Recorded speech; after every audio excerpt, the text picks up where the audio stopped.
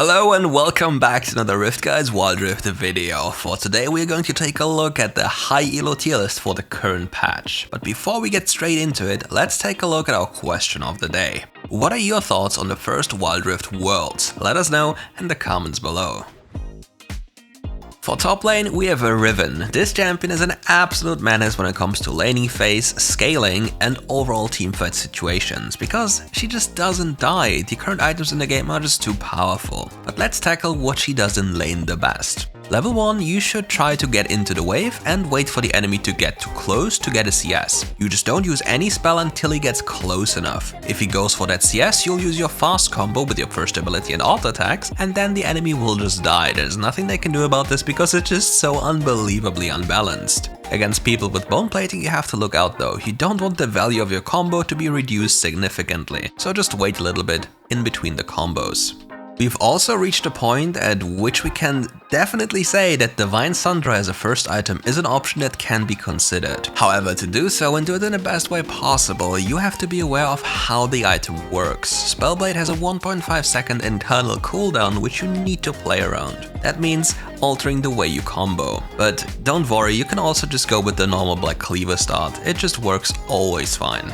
For any bruiser out there, you can always build Divine Sundra, Black Cleaver, and Death's Dance. The sequence changes per game, but those items are just a solid staple for any bruiser and are absolutely broken. Use them and you'll win most of your games. Especially as you reach the later stages of the game, Riven will turn into a monster that just doesn't die. If you check the leaderboards, you'll see that most Rivens have more damage taken than they have actually dealt. That's quite normal, but here's the story about that one. Rivens will most likely jump into the full team and blast the entire combo and then get out.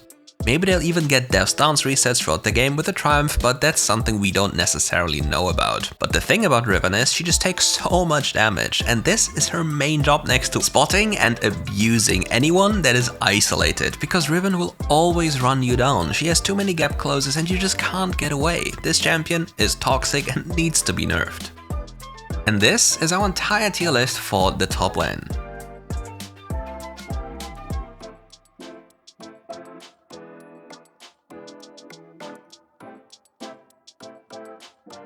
Next on our list comes the jungle role, and here we have the probably most broken champion ever as our pick of the patch, Morgana. This champion is the true W of this patch, and if you want LP and have a duo available, spam this champion, it's just so crazy. But if you really want to understand how you clear on this champion, don't worry, we got you covered as well. Our friend Vindy released a clear video, you can check it out just whenever you want, but you need to watch it. If you don't watch it, you'll probably grief your games and people will be mildly upset with you. So don't just let it happen, watch the video, enjoy the games. But let's talk about how she works. In jungle, Morgana always wants to double clear camps, at least for the blue buff at Gromp and the wolf camp and the red buff. This will accelerate her clear speed and just makes it overall more enjoyable. Another thing is that since the crab was nerfed, we don't really care about it anymore. We just want to full clear our jungle as fast as possible and get scaling. And another thing, for our first item we always want Liandry's in the jungle role. This item is too powerful. You have to think about this. It helps you clear the jungle faster, and in objective fights it makes you even more annoying. Plus you take objectives in an instant thanks to the power of this item. The next blessing that comes with this champion is the overall utility she provides, be it a magic shield or the ability to constantly fish for engages with a dark binding. And compared to other junglers, she doesn't really have to expose herself to too much risk, as she can just fish for first ability hits. Sometimes though, she can go in hard and just press ultimate with a stasis enchant. That's literally it, and have some fun while you watch the rest of our jungle tier list.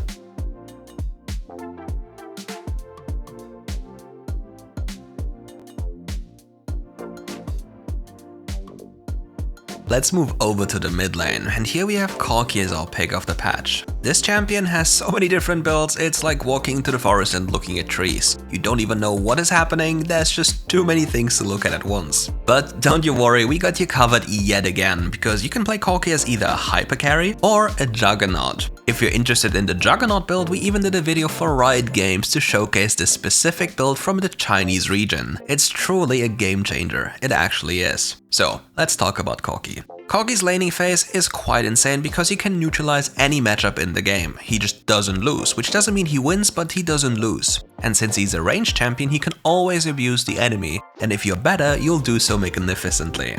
Taking this further, as a ranged champion with a lot of spells in your kit, you make it super nice and super easy to poke out the enemy before a fight without exposing yourself to too much risk, similar to a Morgana.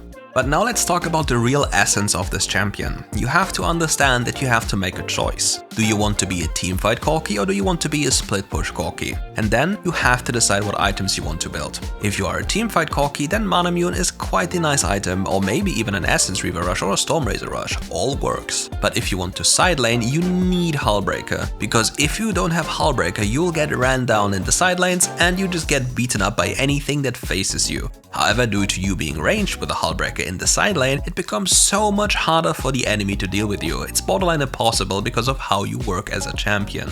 Also, something a lot of players don't understand is that your champion deals mostly magical damage. Your auto attacks are 80% magic and only 20% physical, and only your third ability is 50-50. So building any armor pan is absolutely useless. Don't do it ever, it sucks. Since you're dealing mostly magical damage, the enemy will have great trouble itemizing against you, because any MR item really sucks in this game. Like, if you were to compare items from PC to WildRift and look at the differences in the potency of an item, you would be surprised how much stronger MR items on the PC version are than compared to the WildRift version.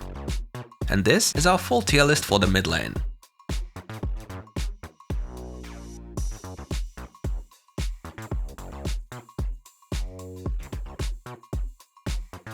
Mid lane done, now over to the AD carry role, and here we have Caitlyn. This lady as our pick of the patch is the most insane laner when it comes to being oppressive. Her range is just absurd and her damage is quite nice as well, and if you learn how to use her traps properly, things get really difficult very fast. But let's run it down and tell you what you have to do. Here's a little trick when it comes to laning in a sense of getting yourself an advantage. You can auto-attack the ranged minions low to low HP so they would die to your first ability's damage, but you don't kill them. Then you let the enemy walk close as they want to last hit the very first melee minion. Once that happens, you can try to tag them with an auto-attack, your first ability, and kill all the problematic minions that would get to kill you or hit you, and then initiate an all-in. This doesn't work all the time, but it works most of the times. And with this lead established, you can start relentlessly bullying them unless they get assistance by their jungler or their mid lane.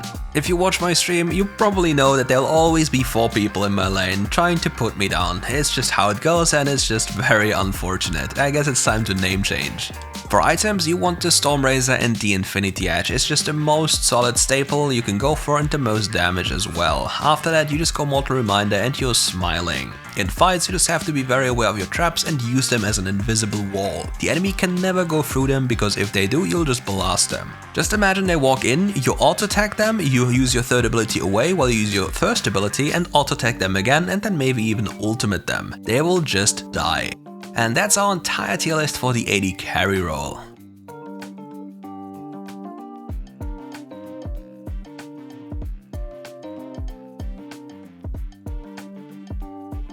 And now we have finally reached the supports. And for this patch we have Soraka as our pick of the patch. And the reason for this is rather simple. People just can't play against her. They refuse buying Anza heal and they just don't focus her because they're oblivious to what she does. Most of the time even your teammates are oblivious to what you do, but well, it is what it is. But let's start talking about Soraka. Soraka loves to start with a Ruby Crystal to inflate her HP pool level 1. With that in mind, she can use your first ability to heal for like 60 extra health through an exchange if she hits it. Then if you combine the auto attacks you can hit on the enemy, you'll quickly realize that your laning phase is quite oppressive because your range have a lot of healing and are super annoying, especially if you are level 2. On level 2 you can skill your second ability and immediately after hitting your first ability, you can heal your ally for like 130 health immediately. It's amazing.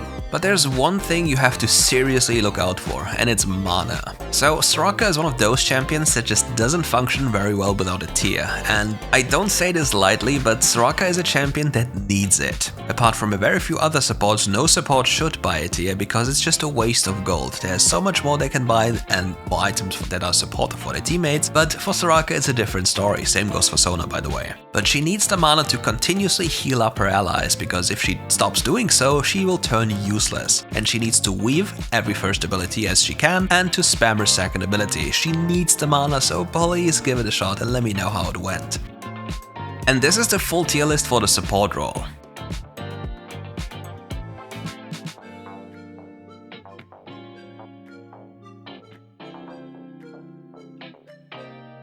And that's it for today's video. Thank you all for watching, follow our socials, and see you soon for more streams, gameplay, enjoyable molding, and all you want in WildRift. Also check out our ride content. See you.